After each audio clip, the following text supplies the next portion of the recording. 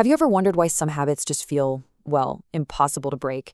Today we're going to crack open the science behind our daily routines, drawing from the incredible insights in Charles Duhigg's The Power of Habit. We're going to figure out how these habits get wired into our brains, and more importantly, how we can become the master of them, instead of the other way around. Ugh, you know that feeling, right? That gravitational pull toward the snack cabinet late at night, or the way your phone just magically appears in your hand every 2 minutes. It feels like you're in a constant fight with yourself, and honestly, it is exhausting. But here's the thing.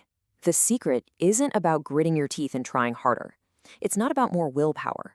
It's about understanding this powerful, hidden engine that's running in the background of your mind. Think of it like a secret operating system. And once you learn how it works, you can actually start rewriting the code. So let's pull back the curtain and see what's really going on.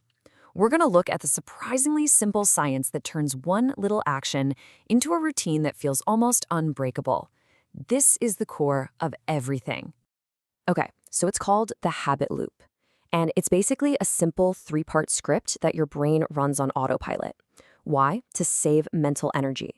It's super efficient, which is exactly why our habits feel so automatic and can be so hard to change. This isn't some kind of mystery. It's just neurology. And here is the entire blueprint broken down. It all starts with a cue. That's the trigger. It could be a time of day, a place, even an emotion that tells your brain, hey, run the program. That launches the routine, the action itself. And it all finishes with the reward, that little hit of satisfaction that tells your brain, hey, that was good. Let's remember this for next time. Cue, routine, reward. That's the whole shebang. So if that's the blueprint, how do we become the architect of our own habits? Well, this brings us to the single most important idea for changing anything. The secret is not to fight the loop, but to redesign it. This is what Duhigg calls the golden rule of habit change, and it is a game changer. You don't try to get rid of the habit entirely. You just swap out that middle piece. You keep the same trigger, you get the same reward, but you consciously choose a new routine. You're basically hacking the system, not trying to smash it. Let's just look at this side by side. The old way, fighting a habit with pure force, that's like trying to build a dam to stop a river. All that happens is the pressure builds up until it breaks. The new way is about redirecting that river. You still get what you were craving. It's triggered by the same cue, but you do it with a better action. It's about working smarter, not harder. Okay, so we've got the theory down. That's great, but now let's get practical. How do we actually turn all this knowledge into a real-world toolkit you can start using like today? Here's the secret. Don't try to change everything all at once. That's a recipe for burnout.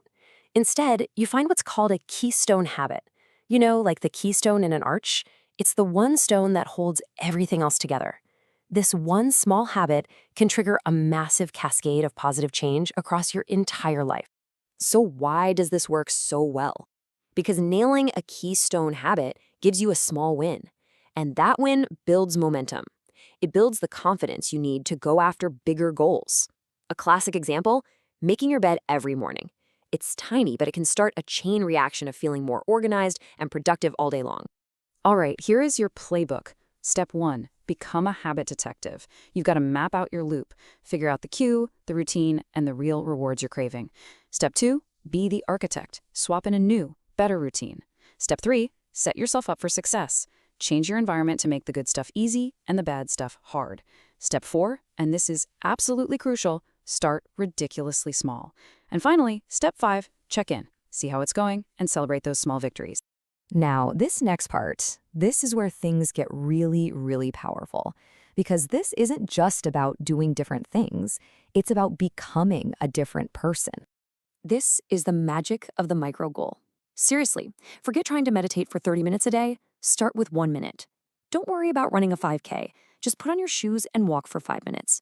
When you commit to a tiny, almost laughably easy version of a habit, 2 amazing things happen. You start building the new neural pathways in your brain, and you prove to yourself that you can do it. That's how you build real confidence.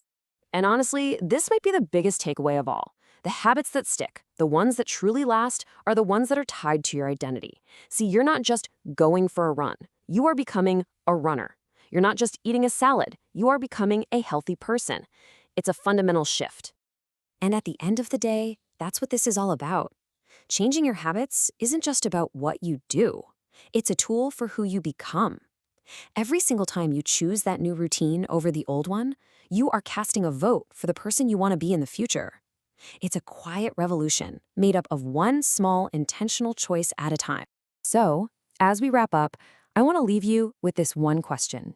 Don't get overwhelmed and try to fix everything at once. Just pick one. What is the single habit loop, that one cue, routine, and reward that you can start redesigning today?